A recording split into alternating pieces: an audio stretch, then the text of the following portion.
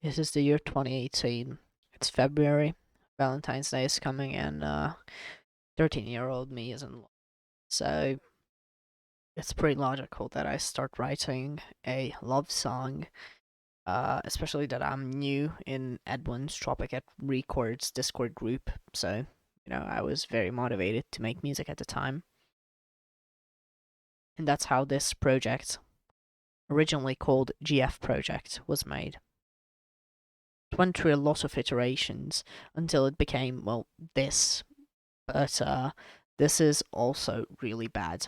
In today's video, we're going to take a look at what kind of mistakes I made back when I was a beginner, back in 2018, and we are going to turn this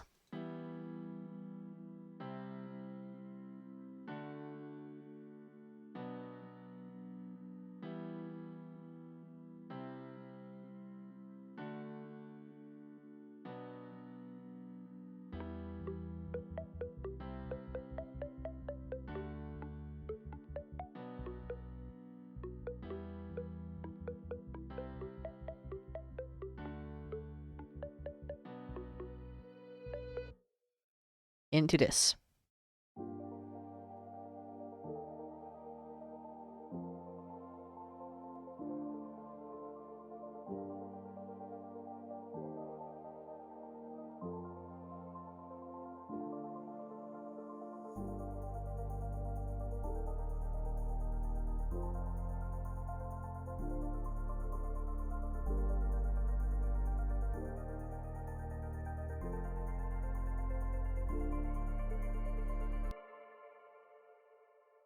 Alright, so if you like this, make sure you subscribe because I'm going to improve the whole song.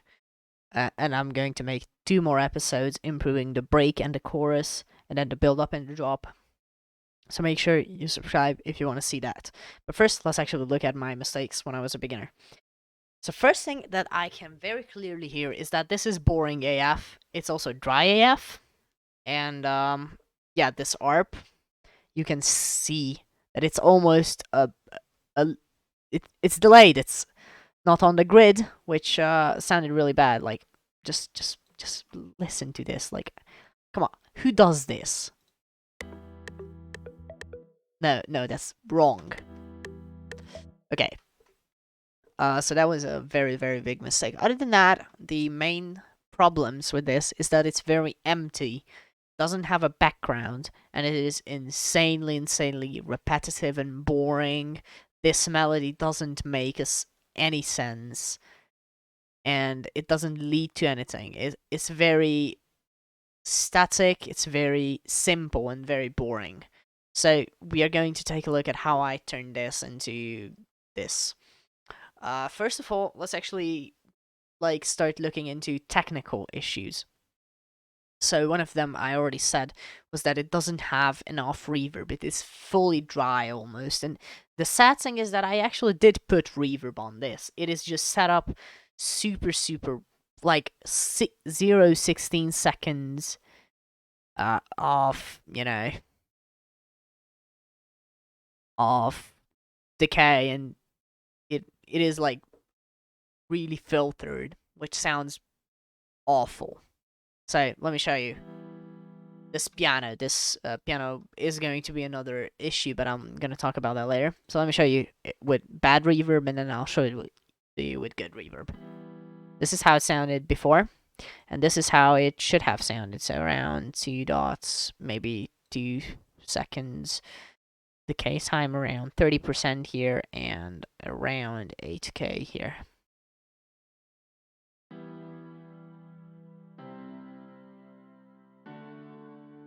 Okay, so modulation, we're not doing any of that. High multiplier, we're going to leave it as it is, and base multiplier, we're going to take it a little down. Okay, for size, we want to max it out. For early, yeah, we want to set this back to 50. And it sounds much better. But even better than that, we could just replace the reverb plugin, and that's what I've done in the new version of the project, and I've just set it up like this, and it sounds so much better. And now you kind of hear some wrong frequencies, and you're wondering why. Well, this is why, because I couldn't EQ. I had some really bad headphones, a bad EQ plugin. Okay, not a bad EQ plugin. This is a really good EQ plugin, but I just saw this like remove resonant frequencies, and let me show you. This is what I've done. And yeah, that's pretty much the first mistake I had. The second one is going to be this pad, and then we're going to talk about a piano. This pad is a joke. It is as in the foreground as the piano is. And I'm gonna need to find this. This is so messy. It has sidechain on it since the beginning, which is dumb. EQing I've done, but like, why not that? And the sound itself is very in the foreground. It also seems to be mono. Yeah, it's mono. And that is insanely bad for a pad. You should never make mono pads. That just defeats the purpose, and it's gonna sound much better like this. Okay, that's kind of destroying the phase, but you get me. Now it's beautiful and wide. The sound itself is much better, which is what we want. Now I'm going to jump into the improved project, which I already kind of have here prepared, and I'm gonna show you the actual changes I've done. But for that, we're gonna need to talk about this piano, because this piano is way too harsh, and the sound itself is not high quality enough. Like, you know why that is? Because I can't EQ. That's why. Wait, no, this is not EQ, actually. This is just, I don't know, a bad sound. So I replaced that with Labs, a much smoother piano. Not this one, sorry. So Labs, a much smoother piano. I think it's muted. Which you're gonna hear in the mix anyways. Which is much better. It fits the mix much better, and it fits into an intro where there's not much high end a lot better. And this can be turned into what the hell just happened here? This turns into this.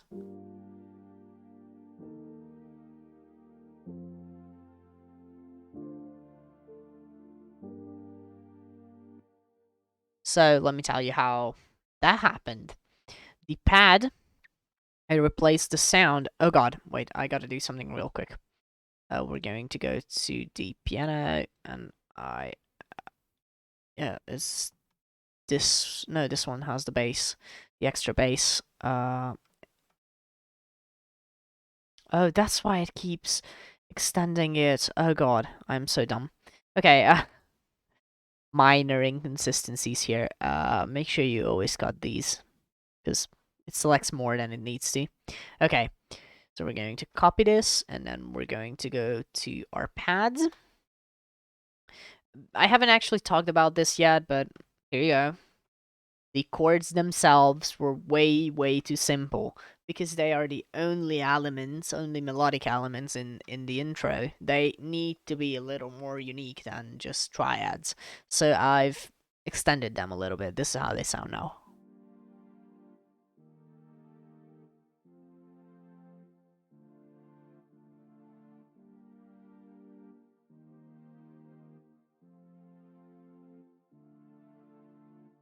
Alright. For the sounds themselves, I found a very good pad preset that I modified.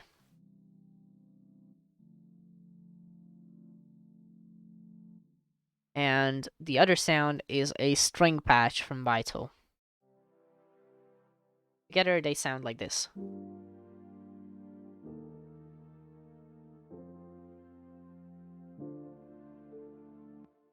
Also, for the piano, I made these notes, which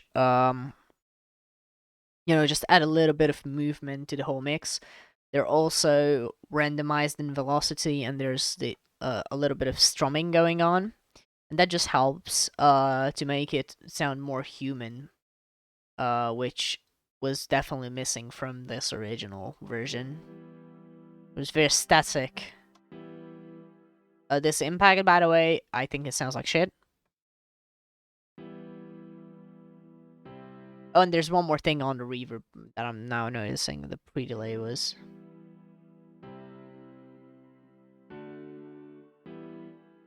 Okay, let's... By the way, the remove. God. Anyways, let's not mess with this too much.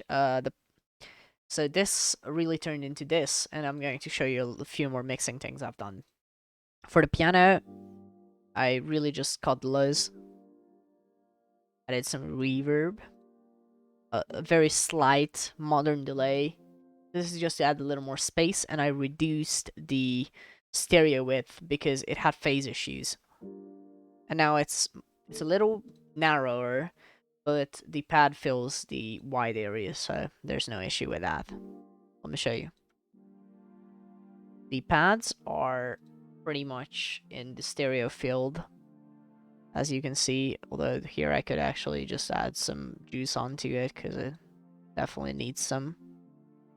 Strings are already very stereo, as you can see. I did reduce it a little bit because it has phase issues, but they are, you can hear them in your left and right ears if you're wearing headphones, and then they fill the space in much better with the piano now.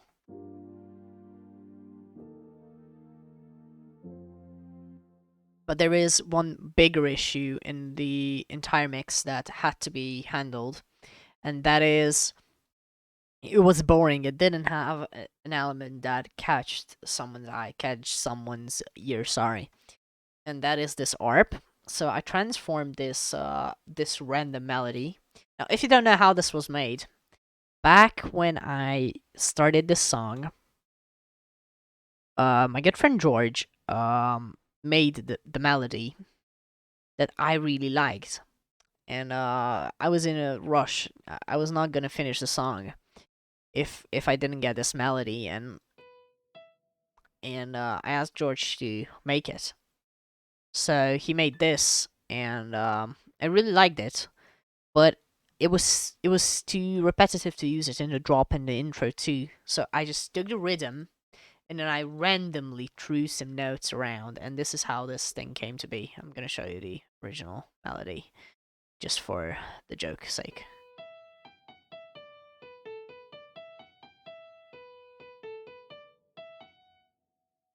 And this is how the modified version sounds.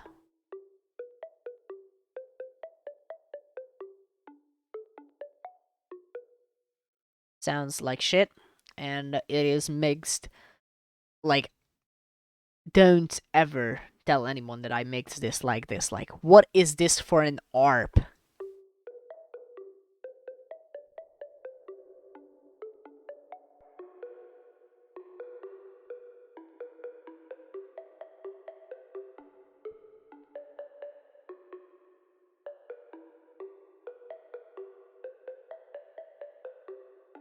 And for ARPs, you should definitely add some delay.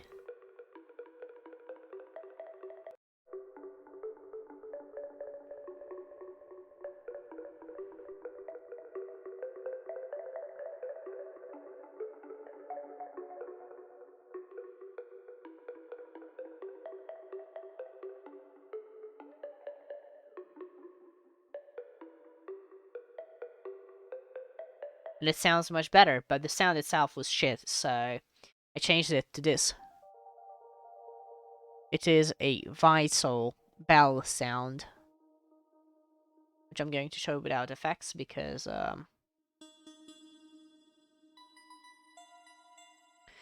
and I added some EQ to it that is automated, so with the song it evolves, it opens up.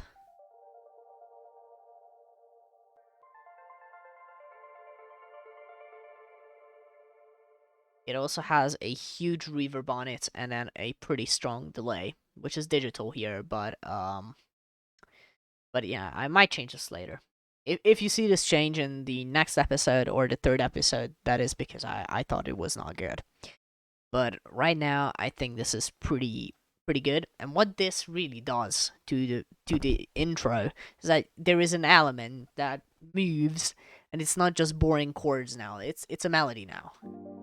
Not a melody, like it's just dynamic element, I guess. But what this song really, really needed was background. It didn't have anything in the background, and even though now the pads are in the background because of the reverb and spacing, and this ARP starts in the background and rises out, there still need, like, we still need some inharmonic or in non-melodic elements. Sorry. So for that, I actually chose this ambient sample, which is melodic, but it is in the key of the song, and it's kind of independent from the chord progression. So it's not that boring because at this point, every element we have in the song is based on the same chord progression. But this thing is not, and I'm gonna show it. You might have heard this already. It's from a sample pack.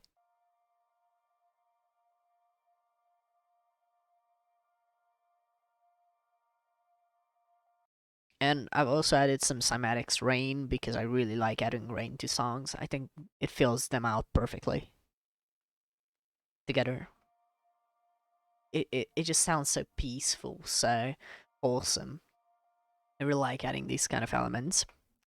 And for the mixing, I really just turned the volumes down and EQ'd them a little bit.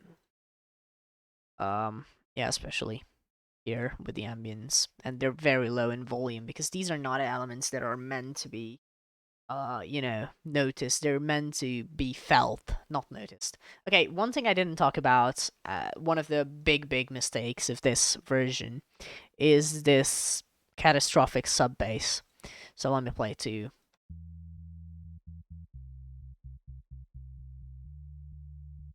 It's actually playing the same pattern as the melody.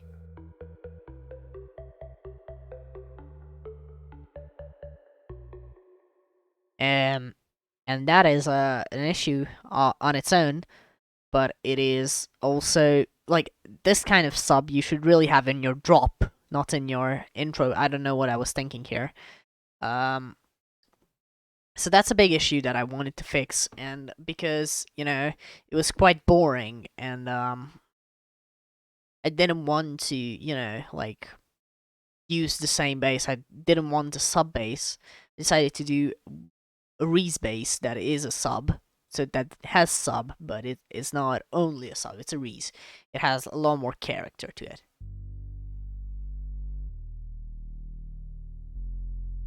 Okay, I'm gonna add some distortion to this.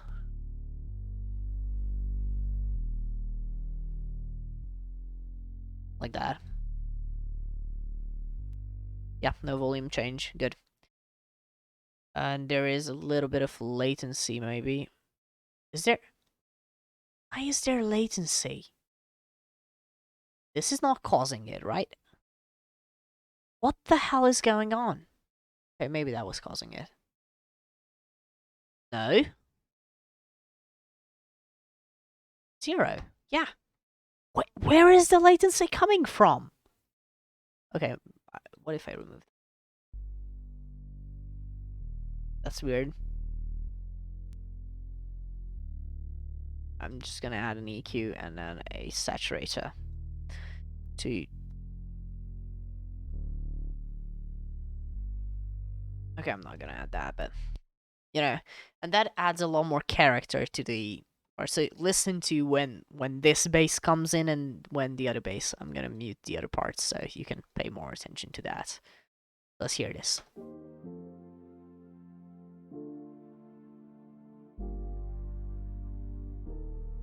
Now I'm gonna show you the original. Just mute this.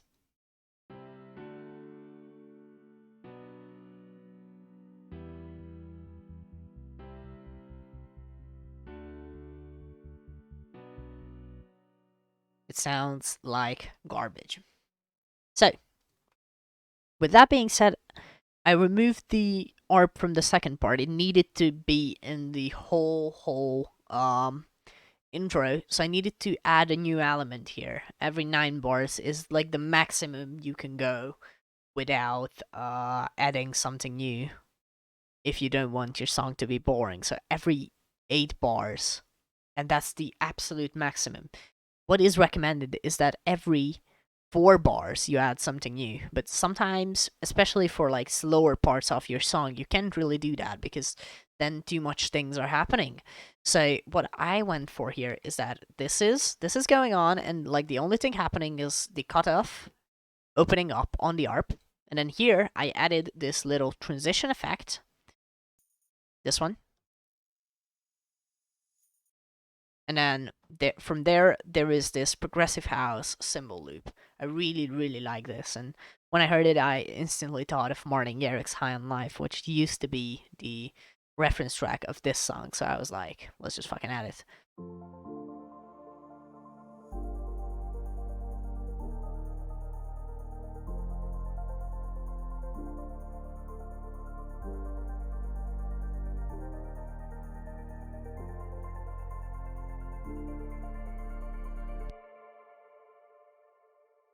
Now that is mainly going to be it.